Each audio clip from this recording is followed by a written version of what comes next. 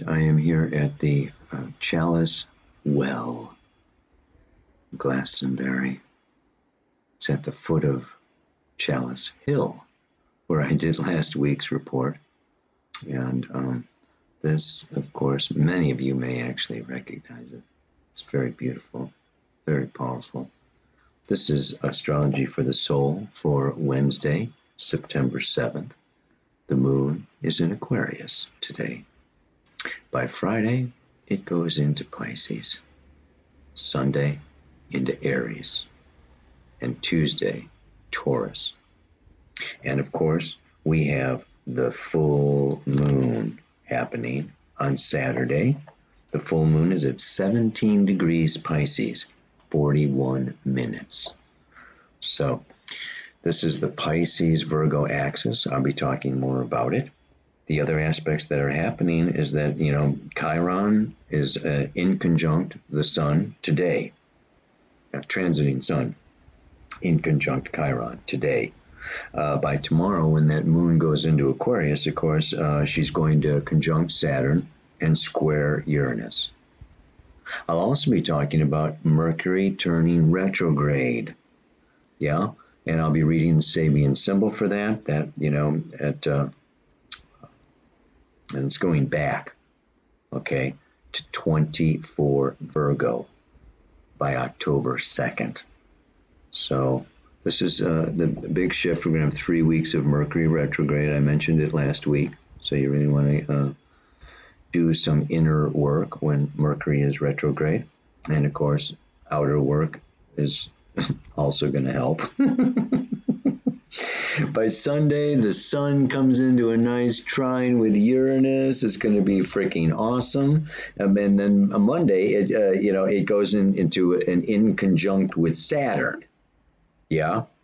So, by that time, the moon has moved into Aries and comes into this conjunction with Chiron on Monday, and then squares Pluto, in the evening. And by Tuesday, that moon does enter into Taurus. It's not going to conjunct Uranus until next Wednesday, but I can talk about that in the next report. So for now, let me just look at the camera, go up. I'm going to go up by the tour and give the report a little closer up to the top. All right, everybody. I got a little closer to the tour today. And Chalice Well, which is the red stream, that red stream symbolizing the masculine, connects with the white spring. And the white spring and the red spring, the masculine and the feminine, flow together underground beneath Glastonbury. If you haven't been here, it is definitely a must-see. Very colorful indeed, with very colorful characters. So anyway, this time period now, beautiful for Sun trine Uranus, Sun in Virgo, Uranus in Taurus, Earth grounded. Like you can see with today's mantra, Venus also in Virgo. And this whole time period now is such a healing time. And we want to look at healing not just in a physical sense. We sense that our physical body is the final resting place. Yes? So there may be a disorder, a misalignment up in our astral body that descends down into our mental body, that descends down into our emotional body, and finally comes to rest as some ailment or some disease. So in the physical body. And even with the viruses and things that are going around now, which I have caught twice, it's an initiation. Chiron is a healing crisis, right? very often we go through crisis, and Virgo is the sign of crisis. So this is a time where many of us are, having many crises, and not just in the physical, not just with our health. Chiron in Aries is, a crisis with our sense of power, our sense of, meaning, our sense of freedom to choose, our sovereignty. So, and Chiron is this healing crisis. So we can all be having, a crisis just around being independent or not. And of course, Uranus in the North Node in Taurus is saying, get independent, get self-sufficient, come into your own, no more codependency, get your money together, your finances together, your physical body together, your possessions together, your supplies together, get it all together. Taurus. And if Taurus, and you think Taurus wants it together, Virgo wants it like super together. so every, any last missing piece to the puzzle, or any little detail, or any, tear in the lining of your car seat, or whatever. I mean, Virgo's like, ooh, ah, ah, ah. So, this is where Virgo is also associated with worry. Worried about, something going wrong, or, it can even, in the extreme case, it can be hypochondriacs. Yeah. That like think about and dwell on and become obsessed with, oh my goodness, I've got this, spot in my skin, and, it could be cancerous, and it could be this, or it could be that, and I can't, and they focus all this mental energy. And let's remember, energy follows attention. And if you pay attention to what's missing, if you pay attention to what's wrong, if you pay attention to what's, painful, and you draw your attention to that and you focus on that, it's like, you ever as a kid, like put your, not the microscope, the, what are those things, man? The looking glass, or, the magnifying lens, right? And you shine the sun through this magnifying lens onto a piece of paper, and it starts on fire. So that's what can happen.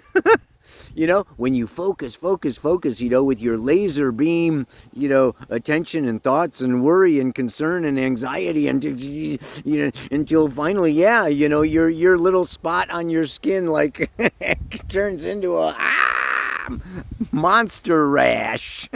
Whatever.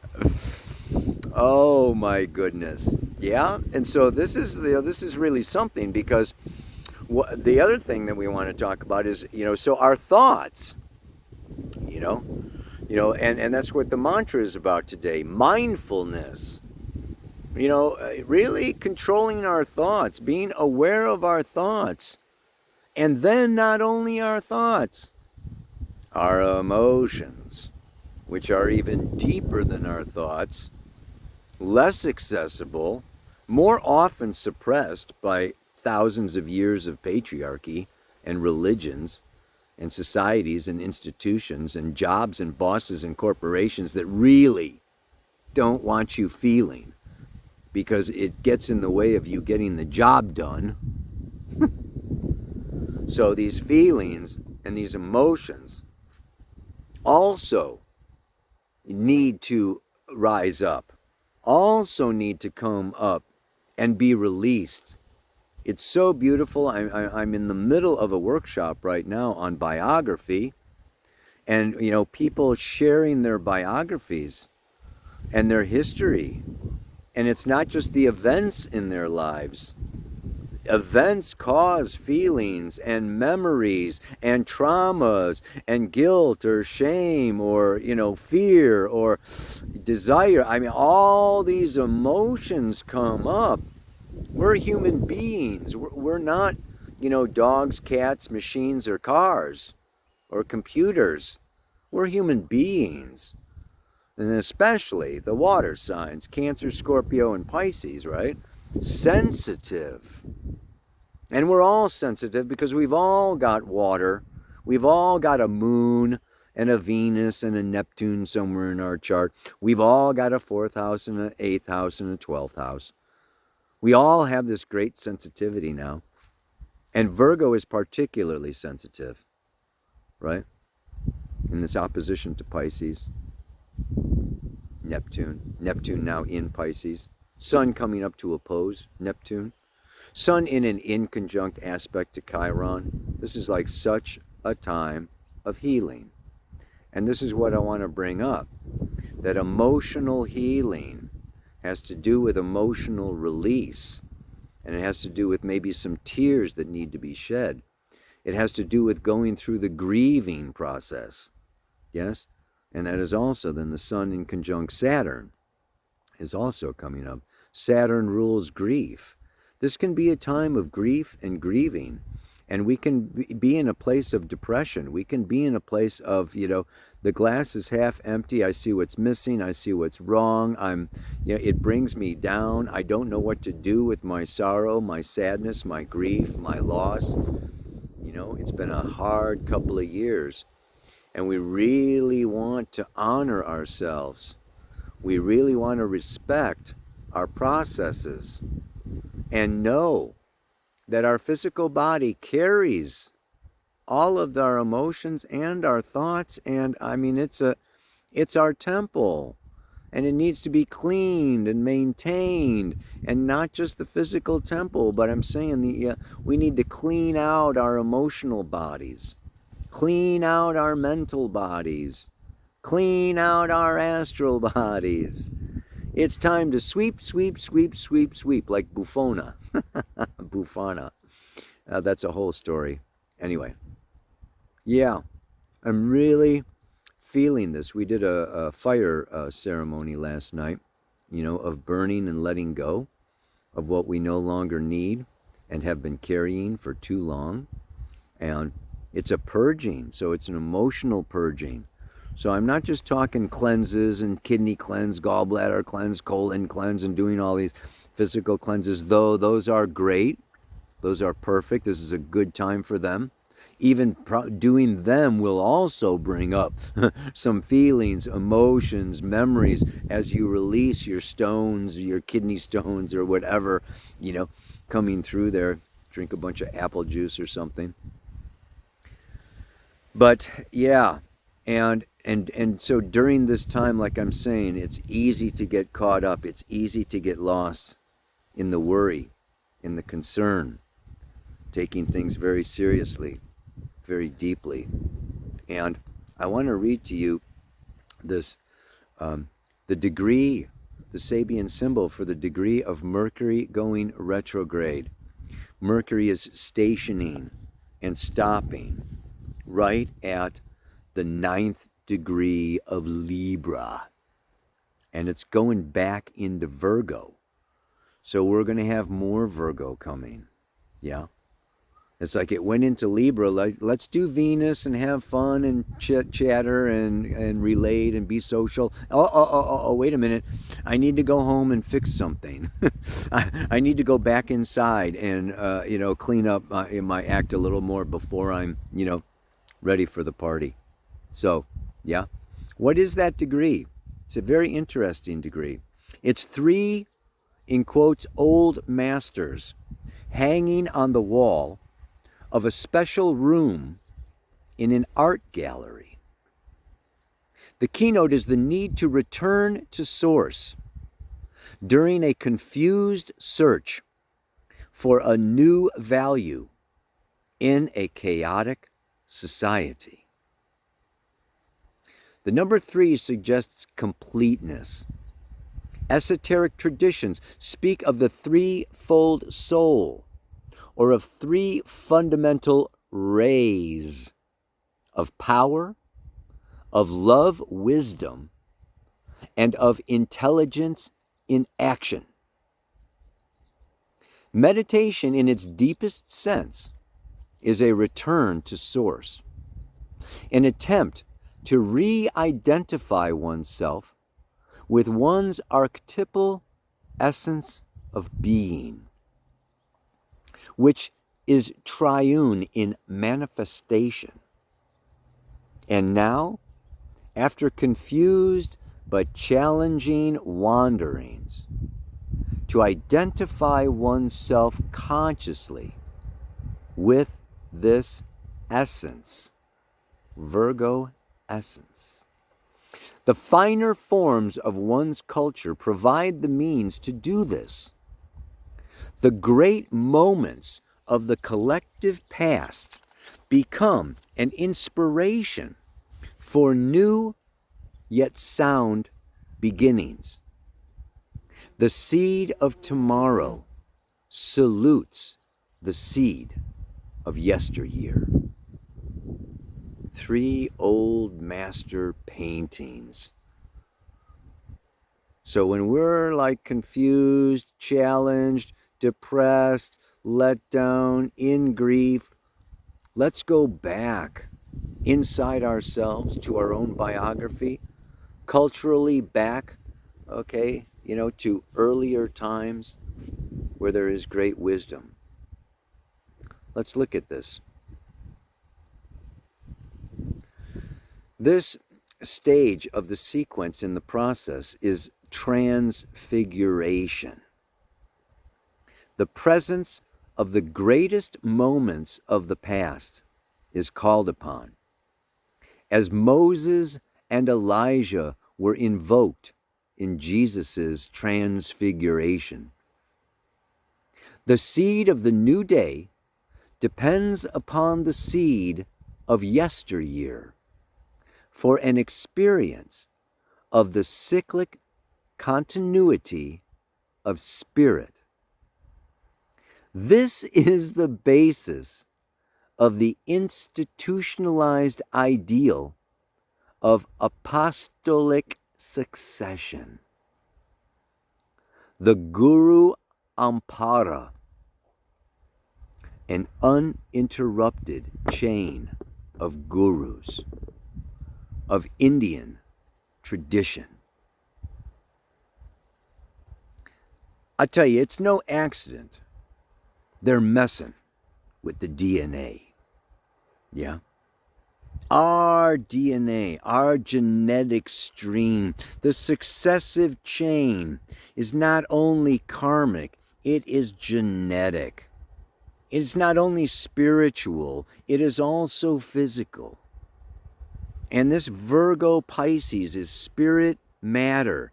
Spirit matter. They reflect each other. They complement each other. They fulfill each other. So the Sun, Venus, and then Mercury coming back all into this Virgo energy. This is just such a powerful time where we can really come back to our source, come back to our center. And we can do that through our history, through our own biography, and through moving through the cultural traditions.